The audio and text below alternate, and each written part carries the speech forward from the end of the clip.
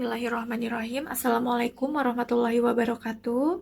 Saya di sini mewakili dari kelompok 3 akan memaparkan penugasan dari mata kuliah Gizi Kebidanan dengan dosen pengampu Bidan Depi Putri Kumalasari SST Eskeb MKes dengan tema nutrisi makronutrien dan mikronutrien. Kelompok 3 terdiri dari Yulanoni Nur Aida, saya sendiri, ada Kak Sri Sudarti, ada Kak Yeni Irawati, ada Kak Desi Purmana Suci, ada Kak Nu Irma Imamtus Imamah, dan Kak Siti Khadijah. Pengertian, nutrisi adalah ikatan kimia yang diperlukan tubuh untuk melakukan fungsinya yaitu energi, membangun dan memelihara jaringan, serta mengatur proses-proses kehidupan. Menurut Suedarjo tahun 2000. Nutrisi berbeda dengan makanan. Makanan adalah segala sesuatu yang kita makan, sedangkan nutrisi adalah apa yang terkandung dalam makanan tersebut. Menurut Uri tahun 2008. Fungsi nutrisi adalah sumber energi, pendukung dan pengatur proses metabolisme, menjaga keseimbangan metabolisme, pembentuk sel-sel jaringan tubuh, memperbaiki sel-sel yang rusak, mempertahankan fungsi organ tubuh, dan lain-lain. Nutrisi berimbang terdiri dari 30% protein, 40% karbohidrat. Nutrisi terbagi dalam dua golongan, yaitu makronutrien dan mikronutrien. Makronutrien, apa itu makronutrien? Zat gizi makro atau zat makronutrien adalah pondasi dasar pemenuhan nutrisi tubuh. Zat ini juga diperlukan oleh tubuh dalam porsi yang cukup banyak untuk menghasilkan sumber energi yang paling baik bagi tubuh agar dapat menjalankan aktivitas dengan baik. Makronutrien adalah zat yang diperlukan oleh tubuh dalam jumlah yang besar untuk memberikan tenaga secara langsung, yaitu protein, karbohidrat, dan lemak. Jenis-jenis makronutrien. 1. Ada karbohidrat. 2. Ada protein. 3. Ada lemak. Karbohidrat. Karbohidrat adalah sumber energi utama bagi manusia. 1 gram karbohidrat menghasilkan 4 kcal. Sebagian karbohidrat berada di dalam sirkulasi darah sebagai glukosa untuk keperluan energi segera, dan sebagian lagi disimpan sebagai glukogen di dalam hati dan jaringan otot, dan sebagian diubah menjadi lemak. Menurut Alamat Sir tahun 2006. Karbohidrat merupakan salah satu zat gizi yang diperlukan oleh manusia, yang berfungsi untuk menghasilkan energi bagi tubuh manusia. Karbohidrat memegang peran penting dalam alam karena merupakan sumber energi utama bagi manusia dan hewan yang harganya relatif murah. Yang termasuk ke dalam sumber karbohidrat. Sumber karbohidrat adalah padi-padian atau serealia, umbi-umbian, kacang-kacangan kering, dan gula atau hasil olahan dari bahan-bahan tersebut seperti bihun, mie, biskuit, dan tepung-tepungan. Sebagian besar sayur dan buah tidak banyak mengandung karbohidrat. Bahkan makanan hewani seperti daging, ayam, dan telur sedikit mengandung karbohidrat. Sumber karbohidrat yang banyak digunakan sebagai makanan pokok di Indonesia adalah ubi, singkong, jagung, sagu, dan talas. Menurut Arisman tahun 2006. Fungsi karbohidrat. Karbohidrat memiliki beberapa fungsi penting bagi tubuh. Antara lain yaitu sebagai sumber energi, 2. Pemberi rasa manis pada makanan, penghemat protein, 3. Pengatur metabolisme lemak, 4. Membantu mengeluarkan feses, 5. Metabolisme kolesterol. Klasifikasi karbohidrat. Karbohidrat yang penting dalam ilmu gizi dibagi menjadi dua golongan, yaitu karbohidrat sederhana dan karbohidrat kompleks. Karbohidrat sederhana terdiri atas monosakarida, disakarida, gula alkohol, oligosakarida. Karbohidrat kompleks terdiri atas polisakarida. Dampak kekurangan karbohidrat. Hipoglikemi disebabkan karena rendahnya gula darah dalam tubuh paling sering terjadi pada bayi dan orang tua. Tetapi penyakit ini dapat terjadi pada usia berapapun. Penyebabnya antara lain penggunaan suntikan insulin yang berlebihan, penggunaan alkohol, infeksi, kondisi bawaan gagal ginjal, dan lain-lain. Gejala yang dapat dirasakan oleh penderita saat awal adalah tubuh gemetar, basah, detak jantung lebih cepat, serta mengalami kecemasan. Pada gejala yang lebih serius bisa terjadi kejang, koma, hingga kematian. Dampak kelebihan karbohidrat. 1. Divertikolosis. 2. Terkena dekubitus mellitus. 3. Memicu meningkatnya kadar kolesterol. Pencernaan, absorpsi, ekskresi, dan metabolisme karbohidrat. Tujuan akhir pencernaan dan absorpsi adalah mengubah karbohidrat menjadi ikatan-ikatan lebih kecil, terutama berupa glukosa dan fruktosa, sehingga dapat diserap oleh pembuluh darah melalui dinding usus halus. Pencernaan karbohidrat kompleks dimulai dari mulut hingga usus halus. Karbohidrat yang tidak dicerna akan masuk usus besar untuk sebagainya dikeluarkan dari tubuh.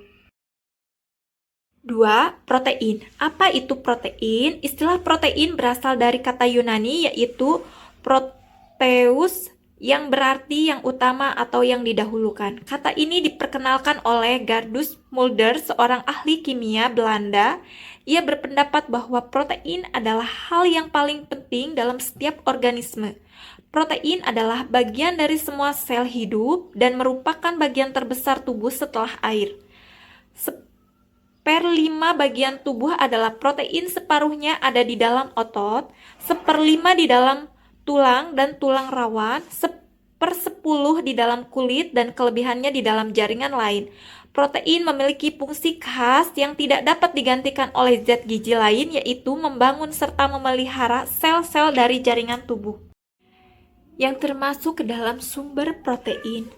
Bahan makanan hewani merupakan sumber protein yang baik dalam jumlah maupun mutu seperti telur, susu, daging, unggas, ikan, dan kerang.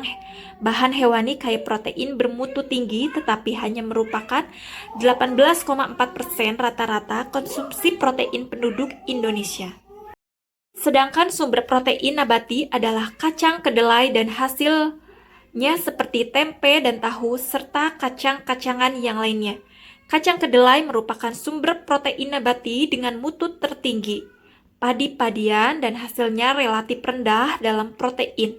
Tetapi karena dimakan dalam jumlah banyak, menjadi padi-padian sebagai penyumbang besar dalam konsumsi protein sehari. Klasifikasi protein. Yang pertama, protein bentuk serabut fibros, protein globular, dan protein konjugasi. Fungsi protein yaitu pertumbuhan dan perkembangan, mengangkut zat-zat besi sebagai sumber energi, pembentukan antibodi, dan pembentukan ikatan-ikatan esensial tubuh.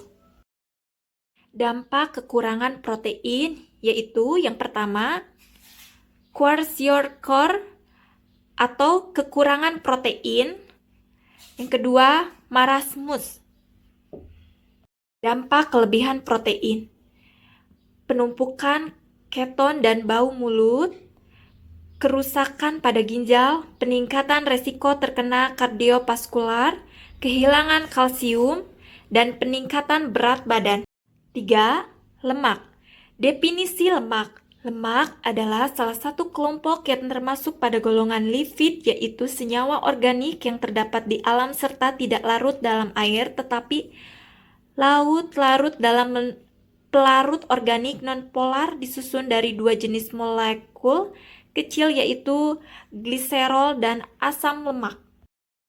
Dampak kekurangan lemak: 1. Kekurangan vitamin. 2. Dermatitis atau peradangan pada kulit. 3. Depresi. 4. Proses penyembuhan luka. Sumber lemak. Lemak hewani. Lemak hewani cenderung memiliki kadar kolesterol yang cukup tinggi. Contoh sumbernya yaitu mentega kuning, telur, keju, minyak, ikan, dan lain-lain.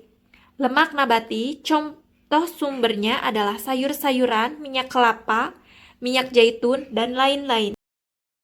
Pergolongan lemak. 1. Asal lemak, yaitu lemak jenuh. 2. Lemak tak jenuh. 3. Gliserida. 4. Lipid kompleks dan non-gliserida. Dampak kelebihan lemak, yaitu 1. Obesitas. 2. Meningkatkan resiko kanker. 3. Kerusakan dinding arteri. Dan 4. Kolesterol tinggi. Mikronutrien. Apa itu mikronutrien? Mikronutrien adalah zat yang penting dalam menjaga kesehatan tubuh, tetapi hanya diperlukan dalam jumlah yang sedikit dalam tubuh, yaitu vitamin yang terdiri atas vitamin yang larut lemak, vitamin tidak larut lemak, dan mineral. Menurut Wardlaw et al. Tahun 2004, mikronutrien adalah zat gizi yang dibutuhkan tubuh dalam jumlah sedikit tetapi mempunyai peran yang sangat penting dalam pembentukan hormon, aktivitas enzim, serta mengatur fungsi sistem imun dan sistem reproduksi. Mikronutrien terdiri dari vitamin dan mineral. Vitamin merupakan zat organik yang dibutuhkan oleh tubuh dalam jumlah kecil untuk digunakan dalam proses metabolisme seperti respirasi, pertumbuhan, dan fungsi kekebalan tubuh, sementara mineral didefinisikan sebagai zat anorganik yang dibutuhkan oleh tubuh untuk proses metabolisme seperti pertumbuhan, perbaikan, dan kesehatan tubuh. Jenis mikronutrien ada vitamin dan mineral. 1. Vitamin. Vitamin adalah nutrisi tambahan yang diperlukan bagi tubuh untuk bisa menunjang kinerja tubuh. Umumnya, vitamin berasal dari makanan dan buah-buahan yang bersifat organik. Vitamin adalah zat organik kompleks yang dibutuhkan dalam jumlah yang kecil dan kebanyakannya tidak dibentuk oleh tubuh. Vitamin terbagi kepada dua jenis, yaitu vitamin larut lemak. Ada vitamin A, D, E, dan K. Vitamin larut air, vitamin B1, vitamin B2, niacin, vitamin B6, vitamin B12, asam folat, dan biotin, dan vitamin C. Vitamin berperan dalam reaksi metabolisme energi dan mineral. Sumber vitamin. Sumber berbagi vitamin ini dapat berasal dari makanan seperti 1. Buah-buahan, 2. Sayuran, 3. Suplemen makanan. Vitamin memiliki peran spesifik di dalam tubuh dan dapat pula memberikan manfaat kesehatan. Fungsi vitamin. Jenis vitamin, vitamin A, fungsinya membantu dalam pertumbuhan sel tubuh, penglihatan, rambut yang sehat, integritas membran epitel, mencegah eksoptalmia. Sumber, lemak hewani, mentega, kuning telur, susu lengkap, mineral hati ikan, daun hijau, buah yang kuning, dan sayuran. Vitamin B1, tiamin, larut dalam air. Fungsinya, metabolisme karbohidrat, membantu kelancaran sistem pernapasan, mencegah beri-beri atau penyakit yang ditandai neuritis. Sumbernya, ikan, daging ayam tak berlemak, kacang-kacangan, dan susu. Vitamin B2, riboflavin, fungsinya membantu dalam pembentukan enzim, pertumbuhan, membantu adaptasi cahaya dalam mata. Sumbernya telur, sayur daun hijau, daging tak berlemak, susu, biji lengkap. Vitamin B3, niacin.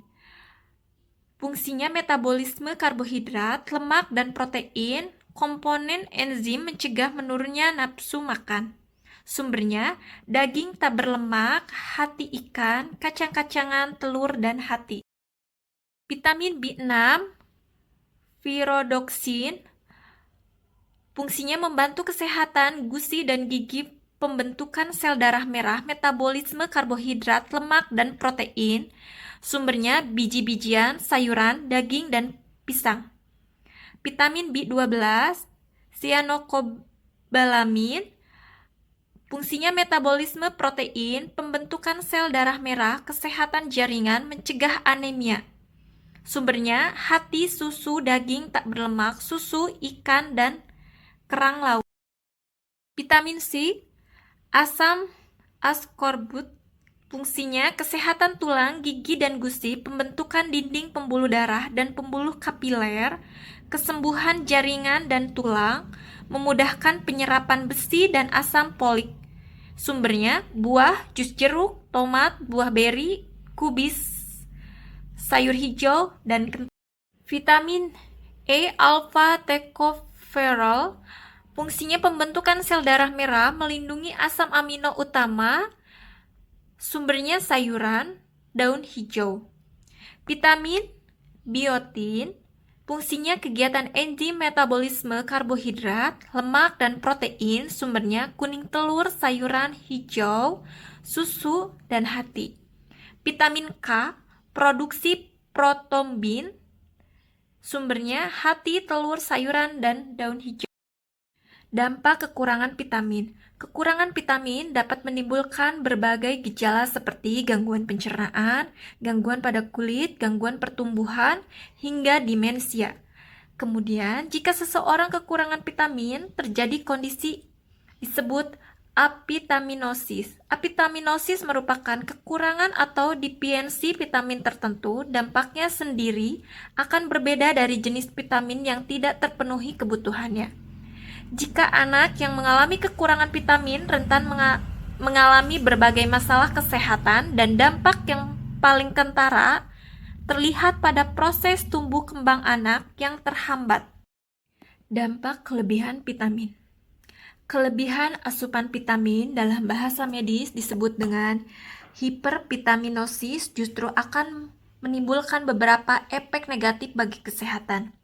Umumnya, tanda atau gejala kelebihan konsumsi vitamin seperti mual, muntah, nyeri ulu hati, pusing, linglung, sakit kepala, mudah lelah, dan kehilangan nafsu makan.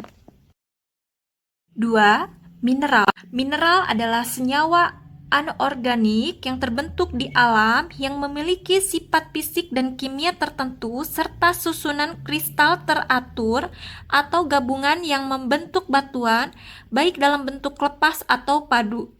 Dalam konteks nutrisi, suatu mineral adalah unsur kimia yang dibutuhkan sebagai nutrisi esensial oleh mikroorganisme untuk melakukan fungsi yang diperlukan untuk hidup. Mineral berasal dari bumi dan tidak bisa diproduksi oleh makhluk hidup. Sumber mineral. Makanan yang mengandung sumber mineral mulai dari alpukat hingga telur. Berikut adalah beberapa jenis makanan yang merupakan sumber mineral. 1. Alpukat. 2. Buah beri. 3. Kacang-kacangan dan biji-bijian. 4. Kerang-kerangan. 5. Ikan sarden. 6. Kubis-kubisan. 7. Telur. 8. Jeroan. 9. Biji kakao. 10. Yogurt dan keju. 11. Sayuran bertepung. 12. Spirulina. 13. Sayuran berdaun hijau. 14. Buah-buahan tropis. 15. Polong-polongan. Fungsi mineral. Tubuh membutuhkan mineral untuk membantu proses metabolisme tubuh, yaitu menjadi bahan baku kinerja enzim. Setiap orang memiliki kebutuhan mineral yang berbeda, tergantung pada kebutuhan fisik, umur, dan faktor kesehatan secara umum. Jenis mineral dan manfaatnya. 1. Kalsium, Ca. Kalsium memang kerap menjadi kandungan andalan produk susu, berperan sebagai pembentuk tulang dan menjaga kesehatannya. Saat kekurangan asupan kalsium, seorang akan mudah mengalami penyakit osteoporosis. 2. Klorida. Mineral klorida berperan sebagai elektrolit dan membantu produksi asam lambung. Saat tubuh kekurangan asupan klorida, risiko gangguan pertumbuhan pusing, merasa lemah, hingga kram jadi lebih rentan terjadi. Selain itu, klorida juga berfungsi mengaktifasi sel memproduksi imun. 3. Magnesium. Kekurangan magnesium dapat meningkatkan risiko penyakit jantung koroner, diabetes tipe 2, hingga gangguan fungsi otot dan saraf. Pasalnya, magnesium berperan sebagai zat pembentuk darah merah yang meningkat oksigen dan hemoglobin. Mineral juga berperan sebagai faktor enzim, fungsi otot dan saraf. 4. Kalium. Kalium menjadi salah satu jenis mineral yang cukup dibutuhkan tubuh. Zat ini dibutuhkan sebagai pembentuk aktivitas otot jantung, regulasi osmosis, fungsi otot dan saraf, kofaktor enzim dan sebagai metabolisme energi. Kurang mendapatkan asupan kalium bisa memicu terjadinya diare, muntah, lemah otot, serta turunnya tekanan darah. 5. Zat besi Fe. Zat besi berfungsi untuk membantu mengantarkan oksigen ke seluruh tubuh. Selain itu, zat besi juga dibutuhkan oleh kofaktor enzim, fungsi otak dan otot, serta memperkuat sistem imunitas dalam tubuh. Kurang zat besi mengakibatkan anemia yang memiliki gejala pusing, lemas, dan tidak bertenaga. 6.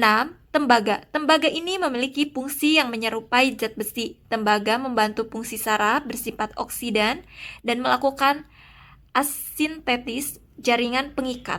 Saat tubuh kekurangan tembaga, maka risiko anemia, gangguan fungsi saraf, depigmentasi rambut, serta gangguan tulang pun akan meningkat. Iodium. Mineral iodium berguna dan berfungsi reproduksi, metabolisme, dan pertumbuhan. Kekurangan iodium dapat memicu terjadinya gondok, tubuh kerdil, pertumbuhan terlambat, serta gangguan mental. 8. Selenium Sm. Selenium memiliki peran antioksidan yang dapat membantu mengatasi racun serta membantu hormon sistem imun dan melindungi sel dari proses oksidasi sendiri. Kurang selenium bisa memicu terjadinya masalah jantung dan gangguan sistem kekebalan tubuh. 9. Zinc. Zinc memegang peran penting dalam menjaga fungsi membran sistem imun juga sebagai antioksidan. Kekurangan zinc pada tubuh dapat menyebabkan gangguan kulit, menurunnya kadar kolesterol baik HDL, serta menurunnya nafsu makan. 10. Fluorida. Fluorida berfungsi untuk menjaga kesehatan gigi. Fluorida saat kekurangan mineral ini, masalah gigi dan kerusakan jadi lebih mudah terjadi. Dampak kelebihan mineral. Kelebihan kadar mineral magnesium yang parah dapat menyebabkan kesulitan bernapas, detak jantung yang berdebar cepat, dan serangan jantung. Keracunan atau kelebihan kadar klorida dalam darah disebut hiperkloremia. Kondisi ini terjadi akibat dehidrasi parah, diare atau masalah metabolisme sehingga darah menjadi terlalu asam. Besi konsumsi lebih dari 25 mg per hari bisa menyebabkan sembelit, sakit kepala, letih, kekurangan zinc dan tembaga, kerusakan pankreas, hati, dan otot jantung, mual, resiko infeksi meningkat. Faktor konsumsi 3000 mg atau lebih per hari akan membantu tubuh tidak optimal menyerap kalsium. Yodium lebih dari 2 mg per hari bisa merusak fungsi kelenjar tiroid, membuat kulit kering, rambut kering, berat badan naik, muntah-muntah, muncul ruam kulit, mulut sakit, susah bernapas, dan lain-lain. Kalsium dosis berlebih dari 2000 mg per hari bisa menimbulkan batu pada saluran kemih, sembelit, nyeri perut, malah merusak fungsi ginjal, dan lain-lain. Potasium jarang terjadi, namun jika kondisi ginjal sudah tidak bagus, bisa terjadi kelebihan potasium yang menyebabkan otot lemah, kesemutan di kaki dan di tangan.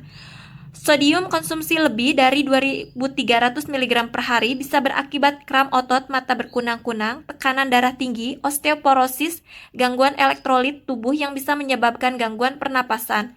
Zinc, asupan zinc lebih dari 75 mg per hari dapat melemahkan fungsi kekebalan tubuh, mual, muntah, kadang kolesterol naik turun, anemia, nyeri perut, perdarahan perut, respon imun terganggu, kelahiran prematur, bahkan bayi meninggal saat. Kesimpulan, zat gizi diklasifikasikan ke dalam 6 kelompok besar, yaitu karbohidrat, protein, lemak, vitamin, mineral, dan air. Karbohidrat, protein, dan lemak disebut zat gizi makro, sedangkan vitamin dan mineral disebut zat gizi mikro. Pengelompokan ini didasarkan pada besarnya jumlah yang dibutuhkan tubuh. Gizi mikro, zat mikro yaitu vitamin dan mineral diperlukan tubuh dalam jumlah sedikit, menurut Tejasari tahun 2005. Setiap zat gizi memiliki fungsi unik sesuai dengan sifat masing-masing. Zat gizi seperti karbohidrat, protein, dan lemak dioksidasi menghasilkan energi yang diperlukan untuk kegiatan fisiologi tubuh. Selain sebagai penyedia energi, zat gizi makro juga berfungsi dalam membantukan struktur jaringan dan organ tubuh serta pengangkutan zat gizi dalam tubuh.